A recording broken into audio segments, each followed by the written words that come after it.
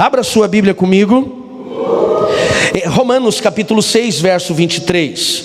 Texto bem conhecido, e que a Dauri ele vai falar muito para nós. Nós conhecemos tanto esse texto que nós muitas vezes não prestamos, Jefinho, a atenção nas verdades que esse texto ministra e o quanto deveríamos ser atentos a estas verdades. Romanos 6, 23 diz assim: porque o salário do pecado é a... Fica com a Bíblia aberta um minutinho e vamos prestar atenção. O que é um salário para um trabalhador? É uma recompensa. É uma recompensa. É um resultado, sim ou não? É um resultado. É uma recompensa pelo trabalho que ele fez. Então aqui Paulo está dizendo à igreja de Roma: a recompensa para o pecado é a morte. É a morte. E eu poderia aqui, Marlon, falar de muitos exemplos bíblicos de pessoas que escolheram viver o pecado e o quanto elas viveram a morte. O problema é que nós não damos atenção ao resultado, a essa recompensa. Nós estamos muito atentos ao prazer que o pecado traz. E eu não sou bobo de dizer que o pecado não vai trazer prazer, porque se ele não fosse prazeroso, não teríamos tantas pessoas escravizadas. A questão é a recompensa, ou melhor dizendo, a consequência. Ele diz: o salário, a recompensa, a consequência do pecado é a morte. Talvez não a morte física instantânea, mas a morte no casamento, a morte na vida financeira, a morte das emoções, a morte dos relacionamentos, a morte na vida profissional, na carreira. Quantas pessoas hoje estão vivendo a morte? Quantas pessoas estão infelizmente sendo açoitadas por situações, por áreas da sua vida que estão morrendo e não estão dando conta que tem a ver com consequências do pecado. Porém ele continua dizendo: mas o dom gratuito de Deus é a vida. Enquanto o pecado traz morte, Deus ele traz e vida terrena, vida passageira. O que está escrito lá? O dom gratuito de Deus é a vida eterna. Então há um contraste aqui, Andréia. De um lado nós temos, Vinícius, o pecado que vai trazer a consequência da morte, e do outro lado nós temos Deus, que através de Cristo Jesus, o nosso Senhor, vai trazer a vida eterna. Se eu perguntar qual dos dois você quer, a vida ou a morte, você vai dizer com certeza a vida. Mas a questão não está no que falamos, Fernanda, mas sim em como nos comportamos, porque é o nosso comportamento do dia a dia que vai revelar se nós estamos dando legalidade para Deus manifestar esse dom gratuito, esse presente gratuito. A palavra dom vem de charisma, graça, carisma, graça. É uma coisa que nós não merecemos, mas vem do Senhor através de Cristo Jesus. Ou se nós vamos continuar vivendo a morte. Quando eu avalio as consequências do pecado, da morte que o pecado traz, Clebinho, nós vamos entender pelo menos 3 grandes consequências, Edinho, ficam muito claras quando o pecado começa a fazer parte da nossa jornada. E se você gosta de anotar, vale muito a pena você anotar essas 3. A primeira consequência grave, Diego, que nós vamos encontrar como resultado do pecado, chama-se o afastamento de Deus. Onde existe pecado, Erickson, ali vai haver um afastamento de Deus. Não é porque Deus fica chateado e Ele quer te açoitar, te castigar, que Ele vai embora. É porque Deus é santo, amém, queridos?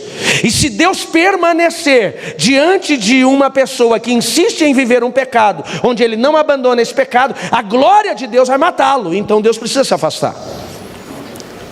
Não é Deus que se afasta, na verdade, somos nós que nos afastamos de Deus com os nossos pecados. Quando nós insistimos em ter uma vida de pecado, quando nós insistimos no comportamento pecaminoso, quando nós insistimos em continuar levando a vida debaixo de erros que quebram princípios, a primeira coisa que nós vamos perder é o relacionamento com Deus, o afastamento de Deus. Enquanto a igreja está adorando, ele está olhando e falando assim: nossa, está alto, hein?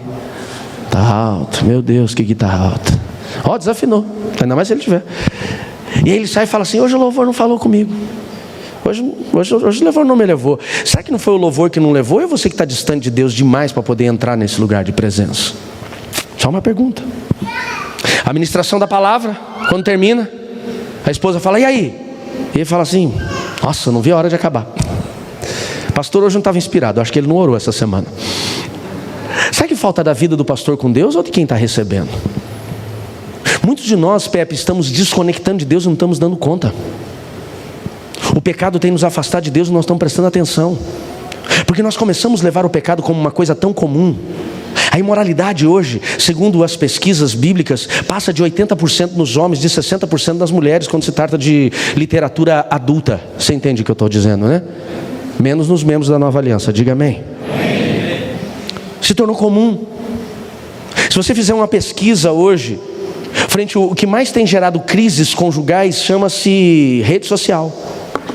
Por que a rede social está comprometendo? Não é só o tempo que fica longe, mas o que está sendo acessado, as conversas, os casos virtuais que estão sendo construídos. Agora nós encontramos um novo tipo de abuso chamado abuso virtual, feito por adolescentes de 14 anos. Está entendendo o nível como isso está comprometendo? A mentira é uma coisa comum, normal, em todas as esferas. Antes nós víamos a mentira apenas como uma coisa de político, mas agora não, gente. Tem muito pastor em cima do altar mentindo, tem muito crente mentindo dentro de casa.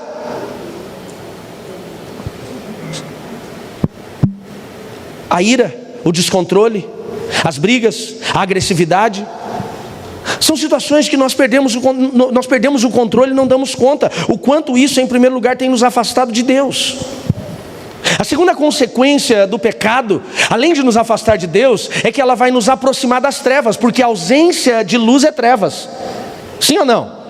Quando você se afasta de Deus, as trevas começam a ter legalidade sobre a sua vida. É comum quando nós infelizmente nos perdemos de Deus, nos afastamos de Deus. E entenda uma coisa: estar no culto 1 ou 2 vezes na semana não vai te aproximar de Deus se você não estiver posicionado nele. Não estou dizendo que você não deve vir, deve estar aqui, mas não é o suficiente, é um posicionamento.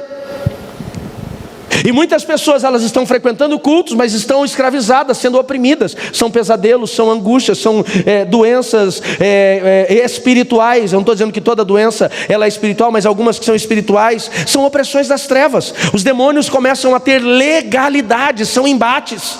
Está tudo bem lá fora, quando você entra no culto para cultuar, você começa a passar mal. E por que os demônios eles começam a oprimir? Por quê? Porque a ausência de Deus dá legalidade para eles. Terceira consequência que nós vamos encontrar do pecado, a morte. Aquilo que Paulo fala. Quantas pessoas não deram conta ainda que a sua vida profissional simplesmente ela acabou? E não é porque o ramo dele ele está hoje em crise, é porque infelizmente morreu por conta dos seus pecados. O casamento não tem mais vida porque ele morreu por causa dos seus pecados.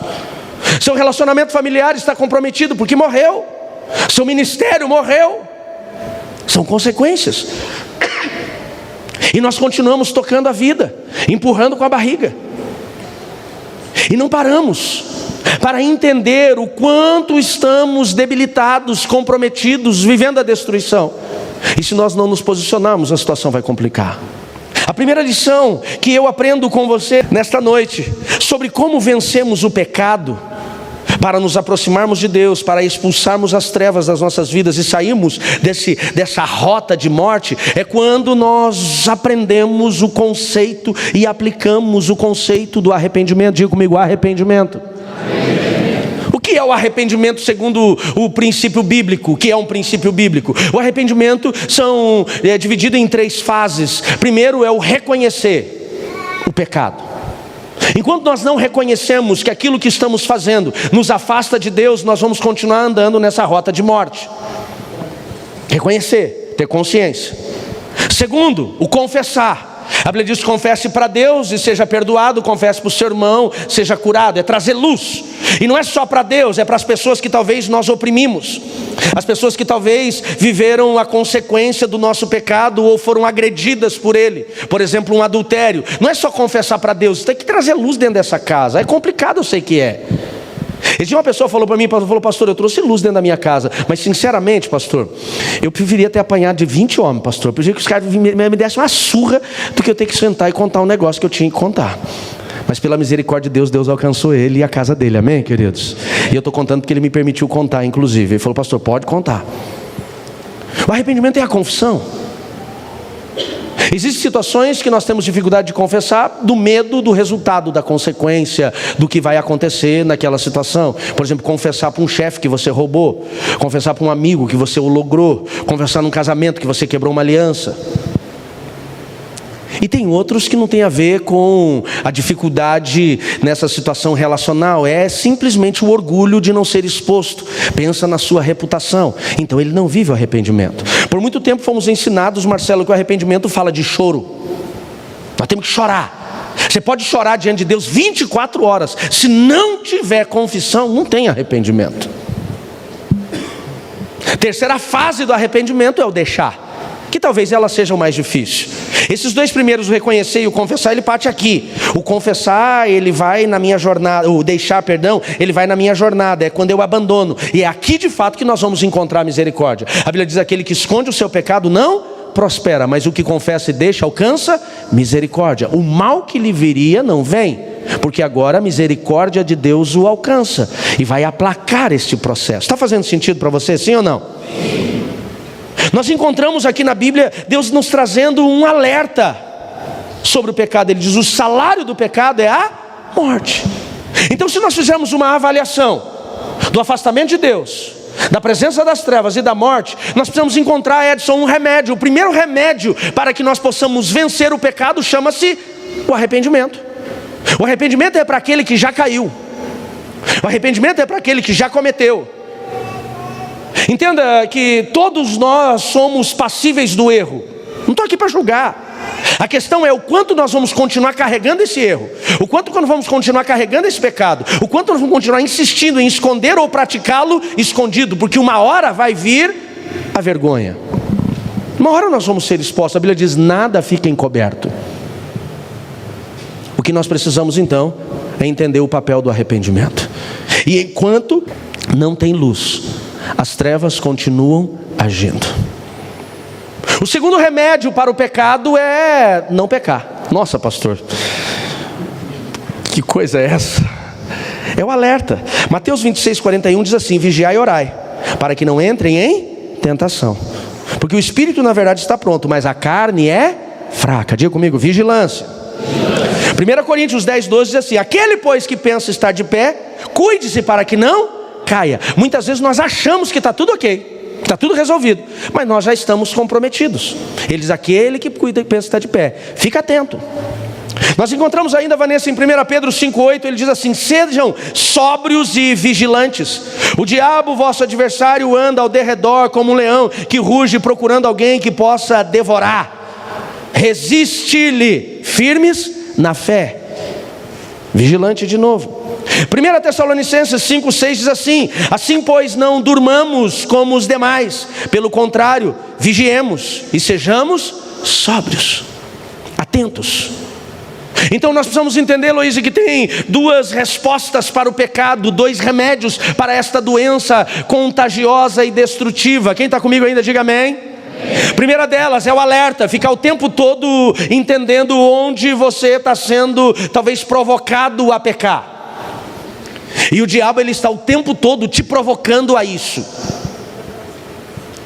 Se entendemos que o pecado nos afasta de Deus, e se entendemos que o pecado nos aproxima das trevas, você acha que Satanás e os seus demônios vão brincar com isso? Não, eles vão trabalhar o tempo todo para você continuar vivendo o pecado. Eu sempre digo, o diabo não dá mulher para o cachaceiro e cachaça para o mulherengo. Se o problema da pessoa era mulher, meu irmão, vai aparecer as piumbas girando, igual o peão da casa própria. Todo dia vai ter uma rodando. Ai, pastor, mas assim não dá. Dá, meu amigo. Em Cristo Jesus dá certo, amém? Se o problema é cachaça, vai vir a cachaça. Se o problema é mentira, sempre vai ter uma oportunidade para mentir. Se o problema é o descontrole emocional, sempre vai ter alguém para provocar a sua ira. Sempre vai ter. Porque você se torna vulnerável espiritualmente. E se o pecado te aproxima das trevas e te afasta de Deus, nós vamos ser tentados continuamente a cairmos. Por isso, o primeiro ponto desse remédio contra o pecado é a vigilância. Fique atento, esteja alerta. Porém, se caiu, arrependa-te. Quando tem arrependimento, as garras que estavam ali na pessoa são arrancadas. Quando tem arrependimento, as correntes, as algemas, as prisões que ele tinha sobre aquela pessoa. Por isso que Paulo fala que não se torna escravo do pecado. A pessoa que está vivendo o pecado, ela pensa que está vivendo uma liberdade livre, mas ela está sendo arrastada, escravizada. Quando tem arrependimento, essas correntes são despedaçadas. Diga amém. E é por isso que tem um embate.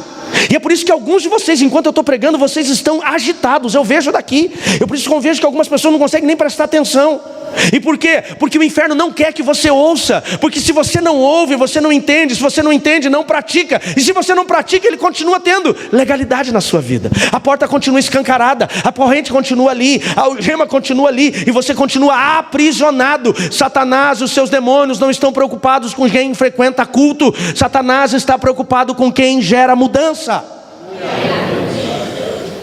Tem gente que fica 30 anos dentro da igreja e continua vivendo uma mesma vida destruída, longe de Deus, oprimida por demônios, vivendo morte o tempo todo. Agora, quando nos posicionamos, aí sim o inferno se levanta, porque agora tem posicionamento. Pode ver, quando você começa a querer arrumar a sua história, aí as coisas começam a ficar esquisitas. Tem gente que desiste. Não desista. Se começou a ficar esquisita, vá em frente. E hoje Deus tem nos chamado, igreja, para fazermos uma avaliação. O que tem nos afastado de Deus, o que tem nos comprometido, o que tem nos levado à destruição. E então, se queremos vencer, ou somos alertas ou somos arrependidos. Ou nós evitamos o pecado, mas tem coisa que já não dá mais para evitar. Então está na hora de nós arrumarmos o que está lá preso, o que ele tem legalidade. Quando nós tomamos posicionamento, as coisas em nossa vida começam a serem mudadas. O arrependimento vai gerar duas respostas de Cristo em nós. Se você gosta de anotar, anota lá. Chamada redimir e remir. Pastor, não é a mesma coisa? Não. Cristo, ele vai gerar duas obras principais, Diego, na cruz do Calvário para nós. Primeiro chama-se remissão. O que é a palavra remissão? Significa, remir vem do latim remitere, significa soltar, perdoar, cancelar. Quando nos arrependemos, que é o arrependimento? Não é o choro, mas é o abandono do pecado. Amém, queridos? Não é ficar triste pelo pecado, é mudar o comportamento, mudança de mente, mentalidade diferente, metanoia. Quando existe o arrependimento, a primeira coisa que nós vamos encontrar em Cristo Jesus, por isso que ele diz, o salário do pecado é a morte, mas o dom gratuito de Deus é a vida eterna em Cristo Jesus. Quando nós encontramos a misericórdia de Jesus através do arrependimento, da confissão de pecado, essa misericórdia vai gerar em nós uma remissão, que é um perdão, que é um cancelamento daquilo que nós éramos condenados. Quando nós damos legalidade ao pecado, para essas mãos, pastor, Satanás, seus demônios passam a ter agora legalidade em nossas vidas e eles nos aprisionam. Vamos amarrar bem mesmo. Às vezes o cara fala, está amarrado Satanás, e na verdade quem está amarrado é ele. Então o pecado nos aprisiona, e nós somos levados pelo diabo e os seus demônios para onde ele quer, dentro da prisão que nós temos.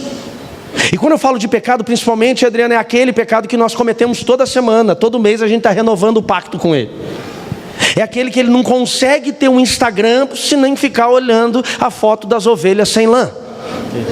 E às vezes é uns ovelhos sem lã. Eu sei que tem também uns ovelhos sem lã. Tem uns ovelhos sem lã, é perigoso. Ele não pode. E ele vai renovando esse pacto constantemente. Tem gente que o cara não pode ter um acesso ao Google, que ele sempre pensa em umas pesquisas que ele nunca deveria ter feito. Então ele se torna escravo. Quando nós arrependemos, que é o quê? Reconhecer, confessar e... O que é o arrependimento? Quando eu tenho arrependimento, eu reconheço, isso aqui é errado, isso aqui está me afastando de Deus, isso aqui está gerando a opressão maligna, dando legalidade para as trevas, eu estou morrendo por isso daqui. Então eu reconheço, Jesus, eu reconheço, e eu confesso, Senhor, está aqui. Tem a ver com meu irmão, eu estou falando com ele, eu menti para ele, eu logrei ele, eu chego e confesso para o meu irmão, e eu decido, não vou fazer mais, eu abandono aquele pecado. Instantaneamente, Cristo Jesus, com a sua obra expiatória da cruz, ele vai me remir. Diga comigo, perdoar. Diga soltar. Diga libertar. Isso é remir. Quando nós somos soltos, liberados, não tem mais prisão, está cancelada aquela promissória, aquele custo que nós tínhamos por causa do pecado já foi pago na cruz de Cristo, amém, queridos? Mas para quem confessa aí, deixa. Segunda palavra que Cristo gera na cruz chama-se redimir. Redimir significa, no latim é redimere, ou redimere mesmo, seria exatamente isso. Significa comprar de novo, comprar de volta, resgatar, compensar, recuperar, reparar algo. E na versão mais clara é fazer como era antes. O que significa isso, pastor? O redimir é quando eu confesso os meus pecados diante de Cristo. Ele me traz da condição que eu estou hoje, a mesma condição que eu nunca deveria ter saído lá em Adão, como ele foi criado, pleno e santo. Quem está entendendo, diga amém. Aqui é Adão, pleno e santo. Aqui somos nós, com a nossa natureza pecaminosa, por conta do pecado de Adão. Quando eu confesso o meu pecado, arrependo do pecado, confesso, deixo o meu pecado, então agora eu sou resgatado, trazido para uma condição espiritual que eu não poderia ter saído, mas Adão saiu e me levou junto. Faz sentido, amém, queridos? No Velho Testamento nós vamos encontrar quando o homem pecava, alguns elementos que tentavam trazê-lo a esse processo, mas não conseguiam, que eram os sacrifícios. Quando nós lemos o Velho Testamento, aliás, antes disso, deixa eu trazer 3 textos bíblicos para vocês que falam desse papel do redimir e do remir. Gálatas 3,13 diz assim: Cristo nos resgatou da maldição e da lei, fazendo Ele próprio maldito em nosso lugar. Então Ele morreu em nosso lugar, amém, queridos? Isso é redimir. 1 Pedro 1,18 diz assim: não foi mediante coisas corruptíveis como prata ou ouro que vocês foram resgatados, redimidos do vosso fútil procedimento, mas pelo precioso sangue, como do Cordeiro, sem defeito, sem mácula, o sangue de Cristo, redimidos. Apocalipse 5,9: porque foste morto com o teu sangue, compraste para Deus os que precederam de toda a tribo, língua, povo e nação. Jesus nos redimiu. Remir, que é o processo de cancelar, perdoar. Efésios 1,7: nele temos redenção, por meio do sangue, o perdão dos pecados, de acordo com a riqueza da graça de Deus. Colossenses 1,13: ele nos libertou do império das trevas, correntes quebradas, e nos transportou para o reino do seu Filho amado, a quem temos a redenção, a saber, o perdão dos nossos pecados. A corrente é quebrada, Ele perdoa. E Hebreus 9,12: entrou no Santo dos Santos, uma vez por todas, não por meio de sangue de bodes e novilhos, mas pelo próprio sangue, obtendo a redenção eterna da humanidade. Diga amém. Então aqui nós encontramos a definição bíblica. No Velho Testamento, na Velha Aliança, não era assim que funcionava. Velho Testamento, como funcionava? Todos nós, depois de Adão, pecamos no passado, continuamos pecando ou iremos pecar. Verdade? Sim ou não? Lá no passado também eles pecavam. Como que funcionava no Velho Testamento, Sopa? No Velho Testamento o homem pecava, então ele entendia o seu pecado. Ao pecar, Erickson, ele ia lá no seu rebanho, procurava condição, né, dependendo da sua condição financeira, Fernando, ele pegava lá uma ovelha, avaliava essa ovelha perfeita. Você já conhece o contexto, mas é legal você lembrar. Avaliava, não tem defeito nenhuma, não tem ferida, casco não está quebrado, pelagem perfeita. Então ele pegava a sua ovelhinha, colocava no ombro, para ela não se machucar no caminho, e trazia lá para o sacerdote. Chegava para o sacerdote e falava assim: pequei. Então o sacerdote pegava a ovelhinha dele, avaliava, falava: está aqui, perfeito.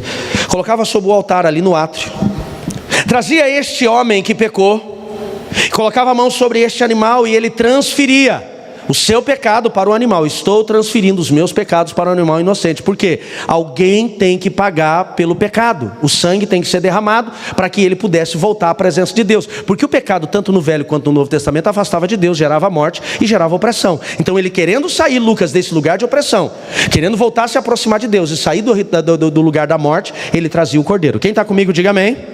Então ele transferia os seus pecados para esse animal. Então pegava-se agora o cutelo, a faca, e degolava-se o animal. Quem fazia isso? Era a pessoa que pecou. Ele degolava porque ele pecou, então ele derramava o sangue do inocente. O sacerdote pegava aquele sangue, aspergia sobre o altar, aspergia sobre aquele homem o sangue que cobriria o pecado dele, e ele ia para casa. Toda vez que ele pecava, ele trazia um cordeiro. Tinha gente, meu irmão, que ia ter que ter uma fazenda de cordeiro. É verdade ou não é? Imagine todo o cordeiro ele trazia. Tinha um segundo sacrifício que se fazia, que era o sacrifício das festas, que eu falei para vocês. Toda festa ele trazia a colheita e fazia o sacrifício. Esse primeiro sacrifício é o sacrifício do pecado individual. Diga comigo, pecado individual. Diga, sacrifício individual. Cada um tinha que oferecer o sacrifício pelo seu pecado. Porém, uma vez por ano, o sumo sacerdote, que era o chefe dos sacerdotes, ele tinha por lei uma obrigação de fazer um sacrifício, não um, mas 3 sacrifícios, mas um dia de sacrifícios por toda a nação. Por quê? Poderia ser, Kleber, que em algum momento eu pequei e não dei conta que pequei. Eu errei, mas não prestei atenção que pequei. Passou batido. Ou eu pequei e escondi esse pecado. O problema é que o pecado de uma pessoa poderia contaminar toda a nação. Então Deus estabelece para remir, preste atenção, não era redimir, mas remir, que era perdoar todo o povo para que eles não se afastassem dele. Deus estabelece um dia por ano, onde deveria se manifestar um arrependimento coletivo e um sacrifício coletivo. Como que é o nome desse dia? Meu Deus, cadê o povo que lê a Bíblia? Fala comigo, fala comigo, EVC. Meu Deus, já pararam. Vem para EVC. Chama-se Yom Kippur. Quem já ouviu falar do Yom Kippur? Quem ouviu falar? Yom Kippur era o dia da expiação, o dia do arrependimento. Mesmo Edson, a pessoa trazendo o seu cordeiro toda vez que ele pecava, para ser sacrificado, o sangue do inocente ser derramado, o sangue ser lançado sobre ele, seu pecado ser escondido, coberto, e ele ser remido, perdoado, para acessar a presença de Deus por um tempo. Mesmo que ele fizesse isso sempre, para que ele não viesse esquecer, o sumo sacerdote estabelecia diante de Deus um dia por ano, que é agora no mês de outubro, na cultura judaica. Uma vez por ano, um dia onde toda a nação de Israel parava, não fazia nada, era um feriado nacional, era proibido trabalhar. Toda a nação de Israel se reunia coletivamente em oração, em jejum, em adoração ao Senhor. O jejum, matar a carne, porque tem muito pecado que a gente está cometendo e não está prestando atenção que cometeu. Por quê? Porque a nossa carne está grossa, a nossa natureza está gritando e nós não prestamos atenção. O maior erro que nós cometemos chama-se o não dá nada. A gente está pecando e falando, não dá nada. É igual a costela, vou comer essa costela gorda, não dá nada, é só um pedacinho. Não dá nada, é só uma fotinho. Não dá nada, é só um videozinho. E esse não dá nada que vai nos comprometendo. Então, para que ninguém viesse comprometer a si mesmo e comprometer a nação, nesse dia todos iam para um jejum, todos iam para um dia de arrependimento, onde eles iriam confessar os pecados do ano todo. Quem está comigo, diga amém. Então o povo se reunia lá no átrio, fora do Santo dos Santos, ou do lugar santo, que era 3 partes do templo. Eles se reuniam, entravam nesse processo, não só ali em Jerusalém, mas todas as cidades, entravam nesse processo de arrependimento, nesse processo de quebrantamento, nesse processo de jejum, entravam nesse tempo de relacionamento com Deus. E o sumo sacerdote, o chefe dos sacerdotes, agora ele entraria, não no átrio onde tinha o altar para o sacrifício dos pecados individuais, mas ele ia entrar lá no Santo dos Santos, onde estava a Arca da Aliança, representando a presença de Deus, onde a glória de Deus se manifestava. Um dia por ano, só um dia por ano, ele entrava no Santo dos Santos, e ele iria fazer 3 sacrifícios. Quantos sacrifícios? 3. Um dia por ano, ele fazia 3 sacrifícios.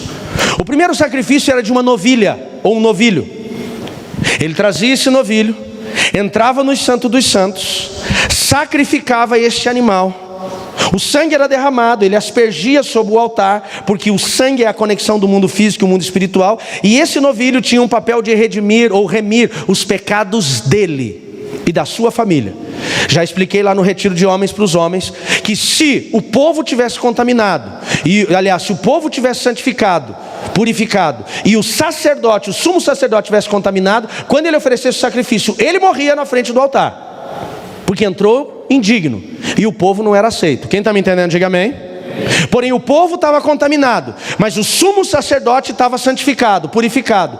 Ele oferecia o sacrifício, mesmo o povo estando condenado pelos seus pecados. O sacrifício era aceito por causa dele, e agora o povo era aceito pelo Senhor. Está fazendo sentido para vocês? Sim ou não? Por isso que as trevas trabalham tanto contra nós, homens, pais, esposos, chefes de família, porque Deus te estabeleceu como sacerdote na sua casa. Diga amém. Por isso nós somos tão provocados a continuarmos andando em pecado. Somos tão tentados a cair, porque quando você cai, você leva todo mundo que está com você para o buraco. Olha a responsabilidade. Você arrebenta com a tua casa, você arrebenta com os teus filhos. Então primeiro ele oferecia um sacrifício por ele, sacrificava o novilho para cobrir os pecados dele e da sua família. Depois que ele saía, agora ele iria, Ezequiel, oferecer o sacrifício pelo povo. E o sacrifício do povo eram divididos em 2 bodes. Tá chata a conversa? Posso continuar? Porque onde eu quero chegar faz sentido você me esperar um minutinho.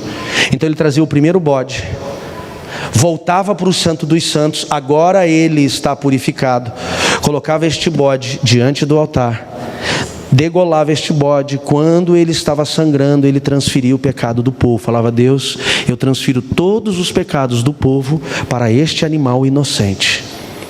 Aquele animal ia derramar o seu sangue por todo o povo.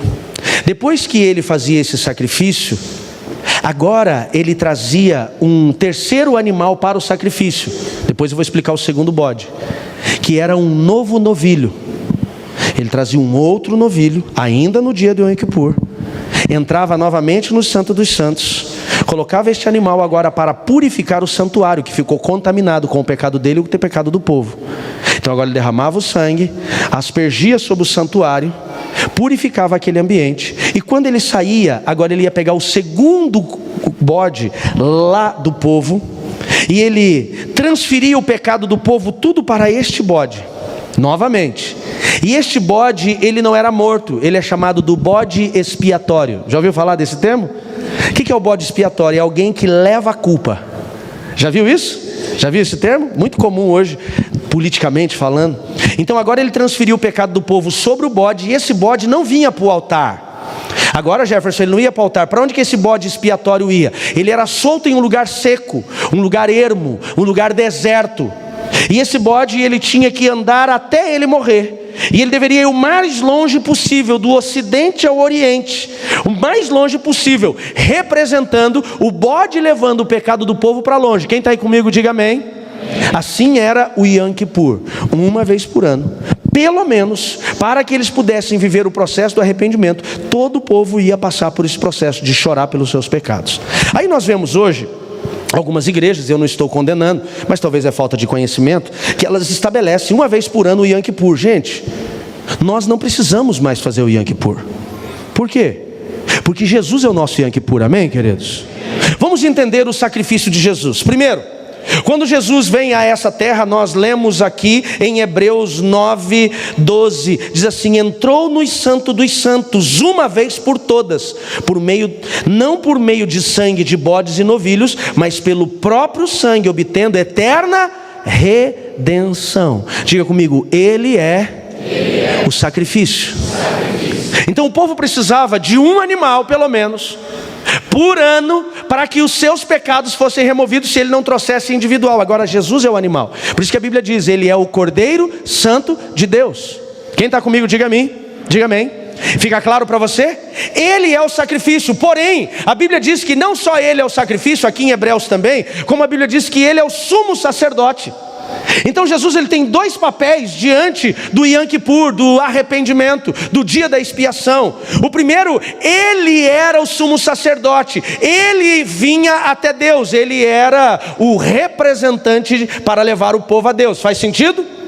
O sumo sacerdote era esse. Jesus é o sumo sacerdote, só que ele também é o sacrifício. Então nós precisamos parar agora um dia por ano para a gente confessar o pecado. Se você aceitou Jesus como teu único e suficiente Salvador, você pode arrepender do seu pecado agora, nesse exato momento. Amém, queridos? Você não precisa esperar o dia certo de outubro, lá do calendário judeu, que seria perto de outubro, para você fazer essa confissão. Não, agora, neste exato momento. Quando eu reconheço o pecado, eu posso entrar na presença dele. Eu posso chegar diante de Deus. O sacrifício do Yom Kippur remia, só liberava para o perdão. O sacrifício de Jesus não só libera para o perdão, mas redime. Ele nos libera também da condenação e nos faz voltar aonde éramos. Diga amém. Então o Velho Testamento, ele tentou trazer, porque o homem estava afastado de Deus, uma forma de aproximar o homem a Deus, mas não era eficiente, era apenas paliativo. E foi o próprio Deus que estabeleceu para que, Gisele, nós, quando encontrássemos Jesus como Salvador, agora pudéssemos acessar o Santo dos Santos, o lugar de intimidade, sem precisarmos de ninguém para ser o nosso intermediário. Diga, Jesus é o sacrifício. É tão mais fácil hoje você viver o arrependimento. O problema hoje não está no processo, o problema está na resistência do coração. No passado era muito mais difícil o cara carregar um animal no ombro. Imagina quando ele saía, Marcelo, com o animal no ombro, em direção ao templo. O cara olhava e falava assim: amor, olha lá, pecou de novo. O cara saía com o animal nas costas, já estava contando, sim ou não? Já tá. Hoje você não precisa fazer nada, meu irmão, só precisa chegar diante de Deus, através de Jesus Cristo. O salário do pecado é a morte. Era morte no passado e continua sendo morte hoje. O problema é que nós hoje não temos que carregar animal, não temos que passar por Yom Kippur, não temos que parar 24 horas para confessar todos os pecados. O problema é que nós resistimos viver a remissão. Na velha aliança, quem pecava não poderia ter o preço do pecado. Os seus sacrifícios tinham que apagar, cobrir, não apagar. Agora não, nós temos esse acesso, mas não damos conta.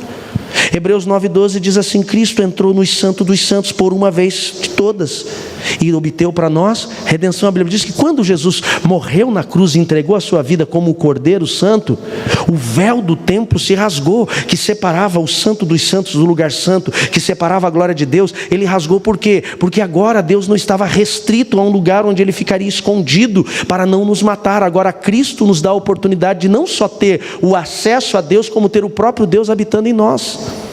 A pergunta é: o quanto nós estamos valorizando isso? A gente está olhando e falando: pastor, não entendi nada. Pede para o Espírito Santo te levar a este lugar de compreensão e sair desse lugar de condenação. O pecado nos afasta de Deus. O pecado abre portas do inferno, dos demônios para nos oprimirem. O pecado nos leva à morte. Mas Cristo Jesus, que é a graça de Deus sobre nós, nos trouxe vida eterna.